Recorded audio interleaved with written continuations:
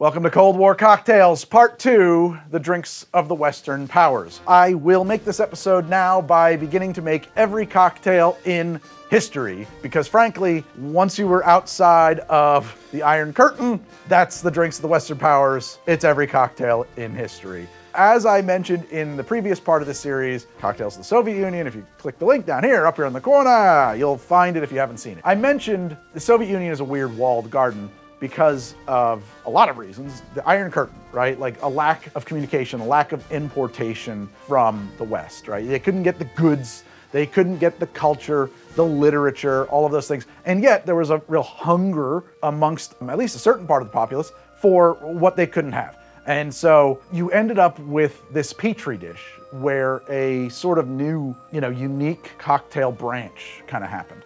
You don't really find a lot of that elsewhere in the world because the US was really good at exporting cocktails. In point of fact, actually, I tell the story in that episode of like the Soviet Union's first barman, and the whole reason he ends up inventing these cocktails that sort of become the bedrock, as far as I can tell, of Soviet mixology is because he had once read some writing of Hemingway's and fell in love with the idea of a daiquiri. That one insert into the Soviet Union is where all the cocktails kind of blossom from. So it's almost like in Australia, where the evolutionary tree in Australia is weird. Marsupials, platypuses, you got crazy things going on down there, and it's because it broke away from Pangea early. Oh God, I'm gonna get canceled by the flat earthers and the young earth creationists. They're coming for me now. Ah! So, because I can't do an episode where I make every drink ever in history, I'm making iconic drink recipes that I can directly link to a few prominent Cold Warriors. Because otherwise, this episode would be Manhattan Daiquiri, Old Fashioned, and Martini, right? Like that would be otherwise the drinks of the Cold War Western powers. Kind of not what we're trying to do here. So I'm gonna start this thing with a tiki drink. Before I move forward, I want to mention that like this morning, I released part 1 of this episode, the Soviet Cocktails episode. And so I am filming this, having just read all of the comments, and I am now looking at my list of things and second guessing myself and the order they unfold in, because apparently I am not clear enough about where I stand on things. So in this episode, you're gonna get my opinions on everybody. This first drink is a favorite drink of Richard Nixon, a guy who fucking sucks, okay? I'll just so you know, the fact that this drink is first doesn't mean I'm a Nixon stan. Feel like we gotta lay it out there. All right, Richard Nixon, bad guy, cool. Let's move on. So, weird true facts about Richard Nixon. Friends with Walt Disney, loved Disneyland and Disney World, in fact.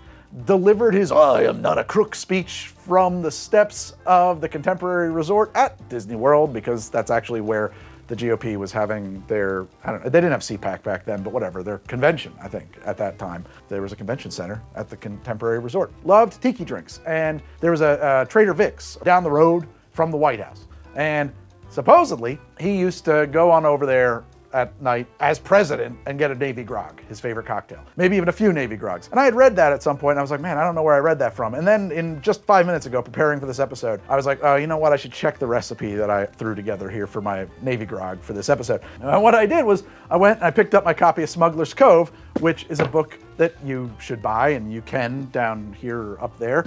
And looking up the Navy Grog in here, particularly the Trader Vic's version, because there's also a Don the Beachcomber version, that's where I read the thing about Nixon.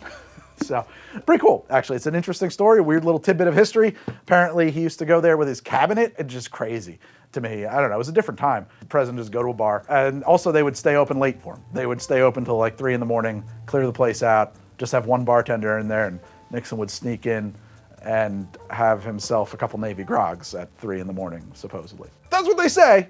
I don't know, it sounds crazy to me. Let's make a Navy Grog. And I've made this on the show before, so I just want to say that Navy Grog is a capital N, capital G. It is not the grog of the Navy. This is not grog as it would have been served in the days of the pirates. This has no relationship to it. It is the name of like a borderline trademarked tiki drink, right? Like, it's just a fun drink. It just happens to be called Navy Grog. So people have said like, is that like the real grog? It's not. It's not really, no. So to make it, I need lime. What is wrong with my brain? I'm scattered over here. Those comments today, they really have I'm in a tizzy. I'm in a tizzy. I need 3/4 of an ounce of lime juice. So funny thing about limes, I don't keep them in the fridge, and then they will turn into stone hard on the outside sometimes. In my opinion, they're pretty well preserved at that point. And what's crazy is I think they produce more juice when they get like this. Or maybe they juice easier, but they don't cut easier. I kind of want a serrated lime knife or something. I'm always afraid I'm gonna saw through my hand. 3/4 of an ounce of the lime juice. There's another thing about this drink, and if you go to the earlier episode in which I made it, I did that. There's like this weird ice mold shaped like a cone that this drink is associated with that I guess they used at Trader Vic's. It's like a metal cone that you would pack with. The only drink I've ever seen that calls for it is this. I bought some for that episode, and then I didn't use them for like 5 years, so I finally got rid of them. I think because I cut my hand on the edge of them.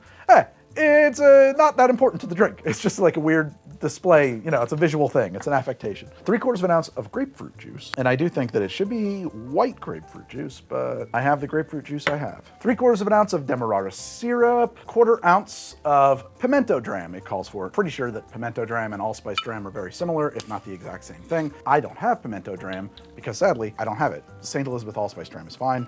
And a 1/4 ounce, which is, pretty scant pour. Powerful stuff. The reason I believe that, by the way, is I do have a bottle of the Bitter Truth's pimento dram around here somewhere, and it's the exact same stuff. It's identical. Sorry, Bitter Truth. I don't know what to tell you. It's the same shit. Oh, you know who else had a pimento dram? Dale DeGroff. Maybe I'm thinking of his. An ounce of lighter rum. I'm going to use a Probitas. I think this is currently the most appropriate rum to use for this case, at least in the United States. An ounce of a Jamaican rum. I'm going to use Appleton Estate. By the way, just about any of the bottles I use on the show can be acquired at drink.curiata.com. They will ship it straight to you. That's pretty neat. And I need an ounce of a Demerara Overproof Rum. I have 2 options there. You can get Hamilton's 151, or I'm going to use Lemonheart's 151. Lemonheart is what was called for in the Martin Kate book in Smuggler's Cove, which you should get. It's a good book. Okay, one. Shake it up with some ice.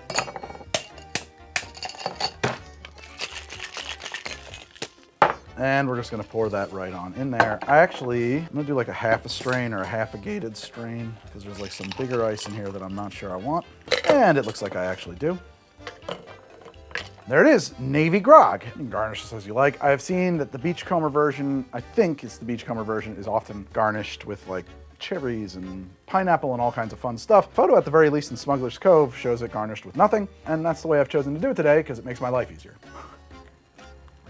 That is tasty. Well, Nixon and I would have agreed on that. That is a spirit-forward drink that is very well balanced around several very evolving and complicated flavors. The citrus component from the lime and the grapefruit becomes this new kind of citrus, and really the main thing it's doing is balancing the drink. The other big flavor in here is the allspice. The combined effect of these rums, the lime, the grapefruit, and the pimento dram in this drink, and of course, our sweetness, is molasses. This has a deep, dark, borderline metallic molasses-like flavor. It's a big hogo-y kind of drink. Not earthy, but like funky. Molasses. I like it. I think it's a great drink. Knock you on your ass. I don't think presidents should drink these because they're delicious. You're gonna have several of them, and you're not gonna be able to make decisions. Seems irresponsible if you're president. And that, by the way, is why I have chosen not to run. I don't want the job, and I don't want to have to put down my Navy Grog. Sorry to disappoint you all. Sorry to disappoint you all. I will be keeping your campaign donations, however. I will. This drink feels like the epitome of a Western Powers drink. Not only is it a favorite of old Tricky Dick, but it's, it's a melting pot of a glass. There are so many different cultures poured into it, and also so much extravagance, honestly. Here's to you! Fucking delicious. I've made a Navy Grog on the show before, and if you wanted to check out that recipe, the easiest way to do it would be to use htdapp.com, which you will get access to by being a member of my Patreon. Go to htdapp.com and check out the app. I developed it. I'm very proud of it. It has all the drinks from the show in it, and you can use it as your own personal cocktail guide. If you're using the show as your cocktail guide, if you want to know how to make a Mai Tai or something and you get into Google or YouTube and say, Greg, how to drink Mai Tai, that's a terrible way to do that. So I came up with the app. You can even save your favorite drinks into a short list so that you can easily find the 10 or 20 or whatever favorite drinks you like to make more and more and more. You'll get access to it by being a member of my Patreon. That is at htdapp.com. I have an iPhone, but it's not an iPhone app. It's a web-based app, and that's even better than an App Store app for a lot of reasons. And it was hard to make, and I'm very proud of that because I'm not a programmer.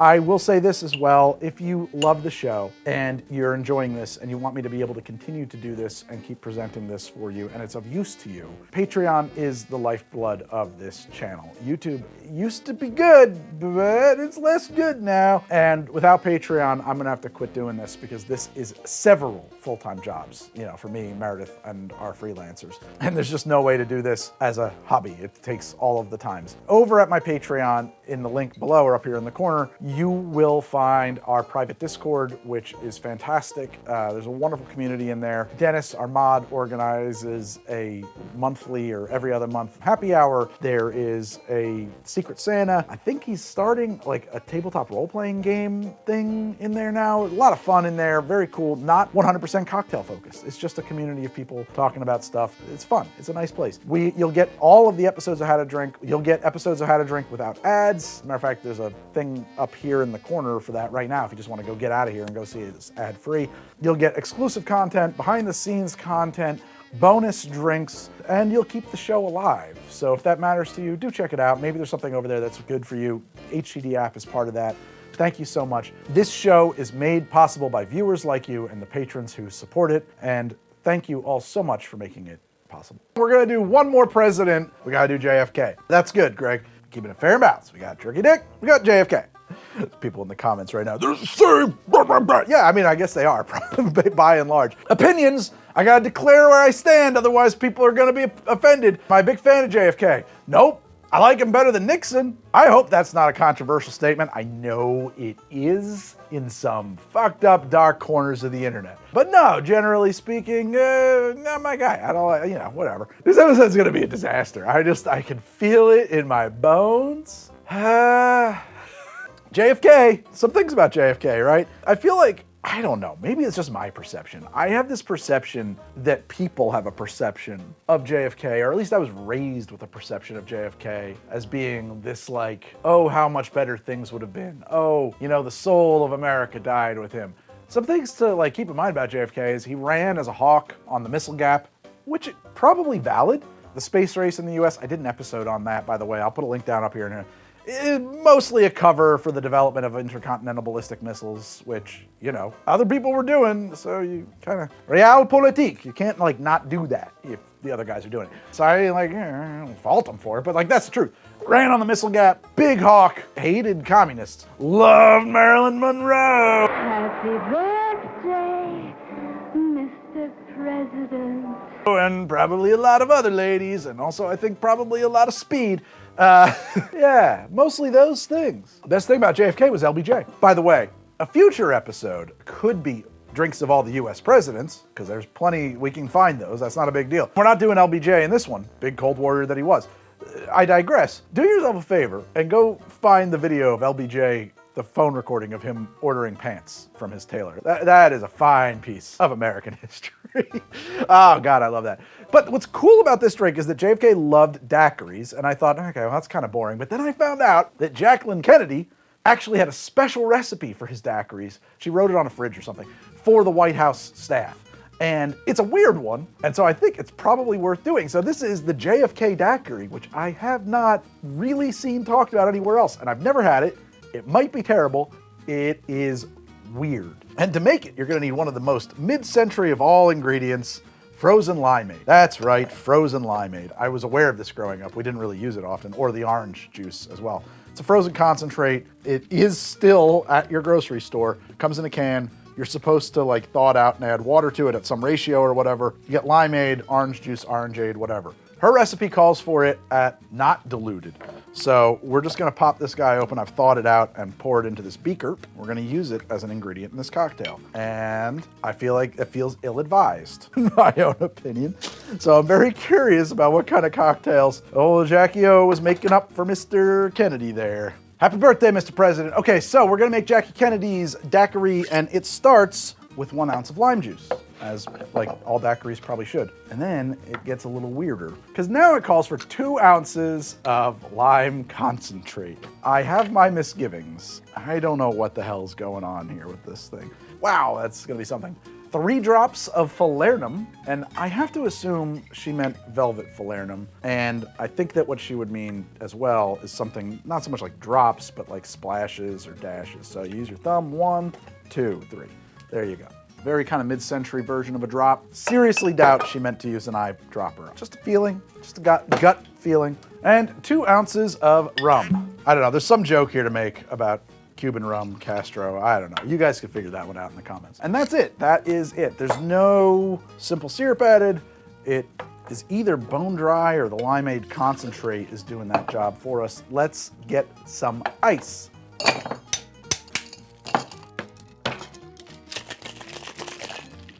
And a glass.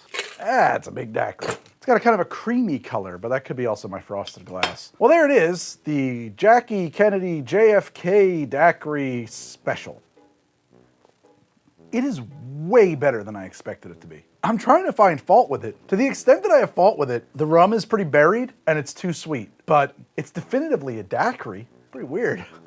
It's a lot better than I thought it was gonna be. I don't know what to say. Honestly, my hat's off to you, Miss Kennedy. I think the falernum is almost doing what I wanted to do. Don't know what she was using as falernum. Was it a syrup? Was it some kind of a concentrate? Was it John D. Taylor? I think it was probably John D. Taylor, but it's possible that in the 60s, falernum was something different, or there were other falernum products available. I feel like it wants just like another note in there. I like it, certainly on the sweeter end of the daiquiri spectrum, and it's like rum. Rum's like buried, you know? It's a little hidden in there. But like the sweet tart ratio thing is pretty much on the money. I wanna like doctor it up a little bit, but for now I'm gonna have one more sip. My biggest complaint about it is that it's deceptively sweet. It's a lot sweeter than it tastes. It's just something I've gotten accustomed to sensing through doing this show, I think.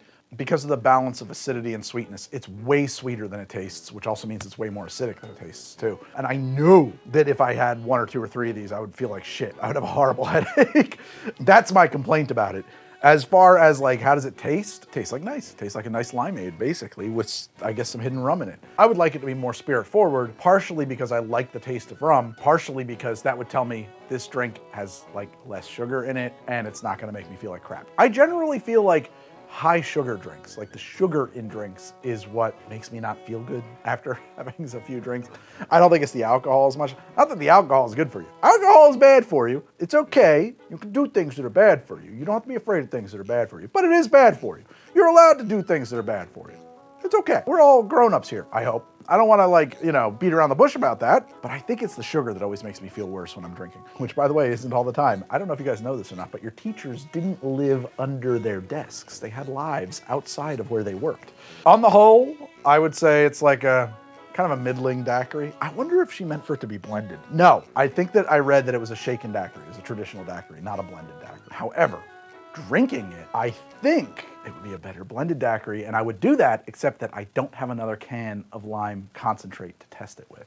All right, 2 presidents, a Democrat and a Republican. Moving on right now. Interesting things, by the way, you know? Like, I just read a thing in the New York Times that basically there used to be, even though there were only ever Democrats and Republicans in the 20th century, there was 4 parties, because there were, you know, Dixiecrats, and, you know, there was conservative Democrats and liberal Democrats, and there were liberal Republicans, like the ones up in the Northeast, and conservative Republicans. They were making an interesting argument about that, because, like, Nixon did some interestingly liberal ideas in some cases, like the creation of the EPA. He proposed plans for universal health care. Those are the 2 that come to mind. There was a 3rd thing that happened in his administration that he was not for, but that was actually done by Mitt Romney's dad, who thought that segregation was a huge sin, and Mitt Romney's dad was a real champion under Nixon's nose to destroy the redlining system, and was really like hardcore pushing to integrate schools under Nixon's nose. They had buried him in the chairman, whatever. He was running HUD, and they were like, HUD, we don't care about HUD. I don't care about HUD. I'm Richard Nixon. I don't care about the housing urban development. Stick Romney in there.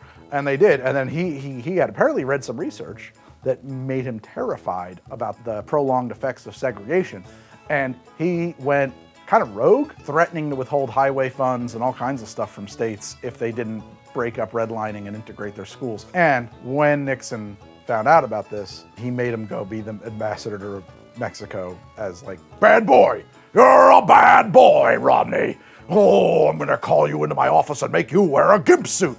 I don't know, sorry. Enjoy that. Enjoy putting that in your head. That's enough from the presidents. Let's move it along. If you're like me and you sit down and you gotta make an episode for Drinks of the Western Powers of the Cold War, you're gonna start thinking about spies. You start thinking about cocktails and spies. You start thinking about James Bond. You start thinking about martinis, shaken, not stirred. And then, if you're of a certain generation, you think about older James Bond movies starring notorious woman beater Sean Connery. Not the worst thing to slap a woman now and then. As I remember, you said you don't do it with a clenched fist. It's better to do it with an open hand. Yeah, remember that? Yeah. Yeah. And I didn't love that. I haven't changed my opinion. You haven't? No. And just gin martinis shaken, not stirred. Or if you were younger and hadn't yet grown out of James Bond yet when the Daniel Craig movies came out, which I understand are quite good, I've seen one of them, you start thinking about the Vesper Martini. Here's the thing, in the books, there is only one time that James Bond orders a Vesper Martini. The other thing about that is that I have made a Vesper Martini on the show. I'm not really a big fan of it, I think it's an inferior martini. I've talked at length about why that drink exists.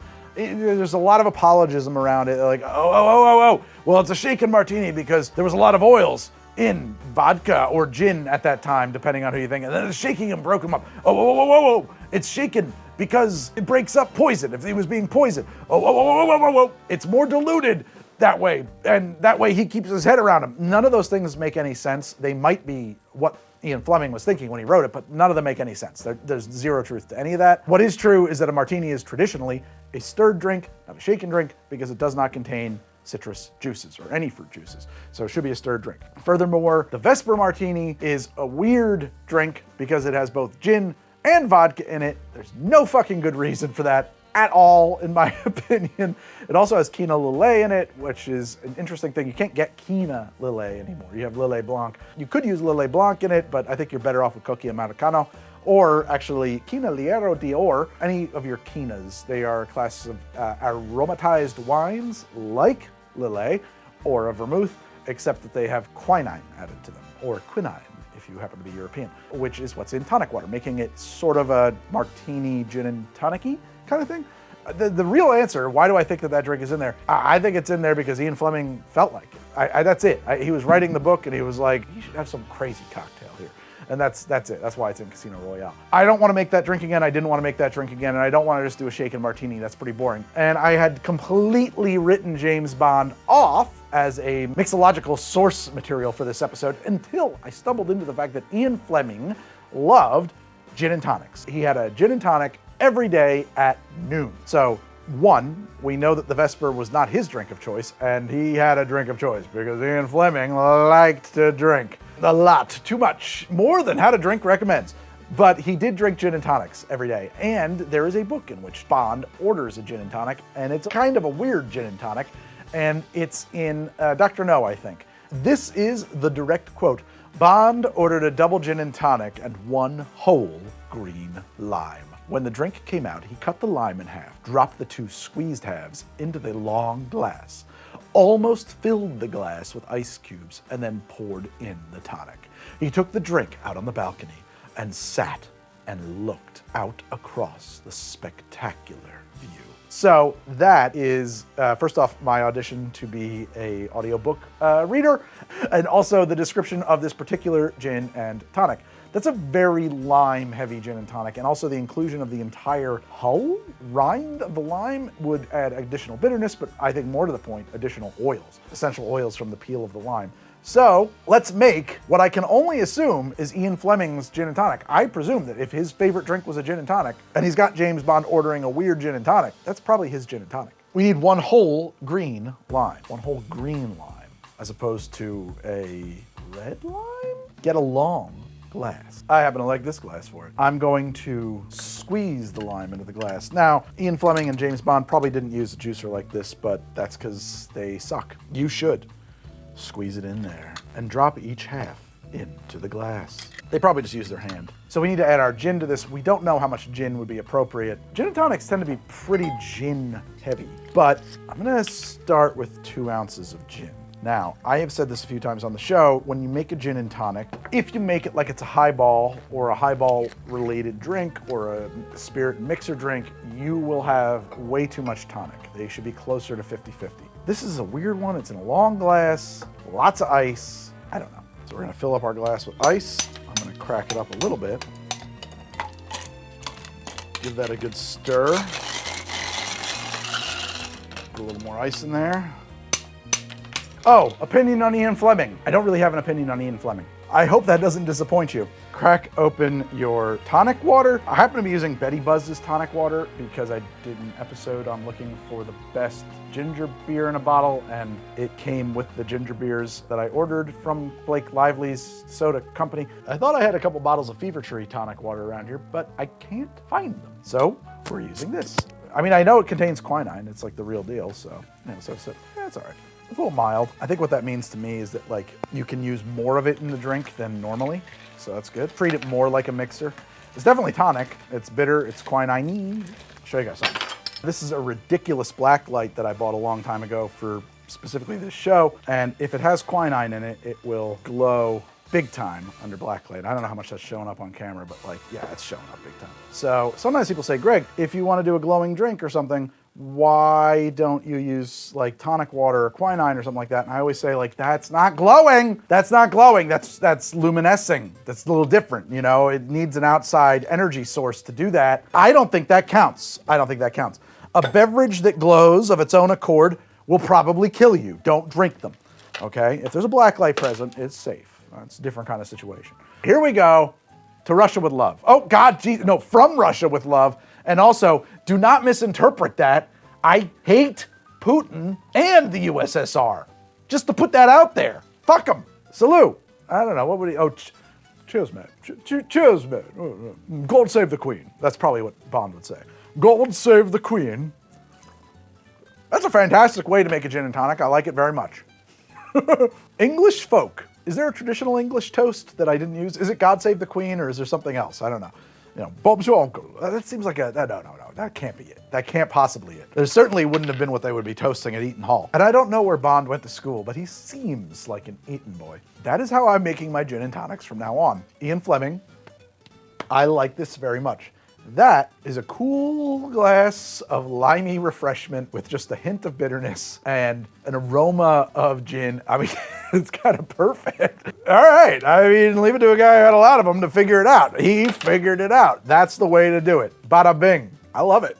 That's a great gin and tonic. I still prefer this Navy Grog, though, which makes me wonder, is there a darkness in my heart, the same as Richard Nixon's? He just happened to have excellent taste in cocktails. The final Cold War Western Powers cocktail is, in fact, a gin martini, but specifically the Oppenheimer Martini, which I stumbled into. Apparently, Oppenheimer had a really weird recipe for a martini. I haven't had it yet, but it sounds like it's going to be kind of like a gimlet in a way. I'm very interested in this. And because I must give my opinion on all historical events and people, else people will misinterpret or guess at my position and try to attack me for it, let me say that my opinion on Oppenheimer is that I'm very glad I didn't need to spend the rest of my life dealing with the weight of my actions and decisions during the Cold War. That's my opinion on Oppenheimer. My opinion on Christopher Nolan is that he is both an asshole and deeply overrated, so I didn't see this movie. But I did find out about the drink. Now, the Oppenheimer Martini is strong. It is a 16-to-1 gin martini,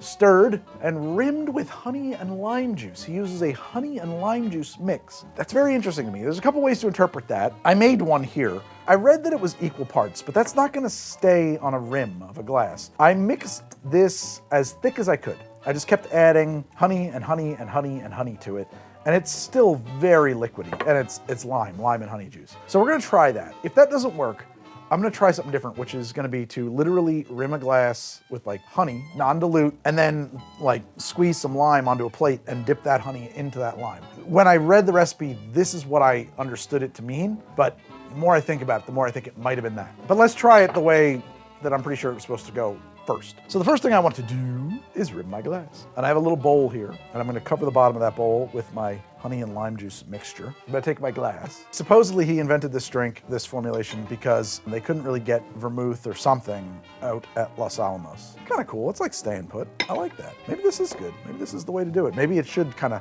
bleed into the drink a little bit. Get your mixing glass, since apparently Oppenheimer knew how to make a martini and he did it right. I'm gonna do 3 ounces of gin and about 1/4 ounce of dry vermouth. Hey, here's a little bit of martini history for you. The idea that a dry martini means having very little vermouth in it is extremely a World War II idea. A dry martini is so called because when it came into popularity, when it came into vogue, it used that newfangled London dry gin as opposed to its predecessor, Old Tom gin. Both martinis, prior to World War II, would have called for about a 2-to-1 or even equal parts ratio, depending on where you ordered it. It is specifically down to World War II that the use of very, very, very little vermouth came into vogue, and it's because you couldn't get vermouth from France.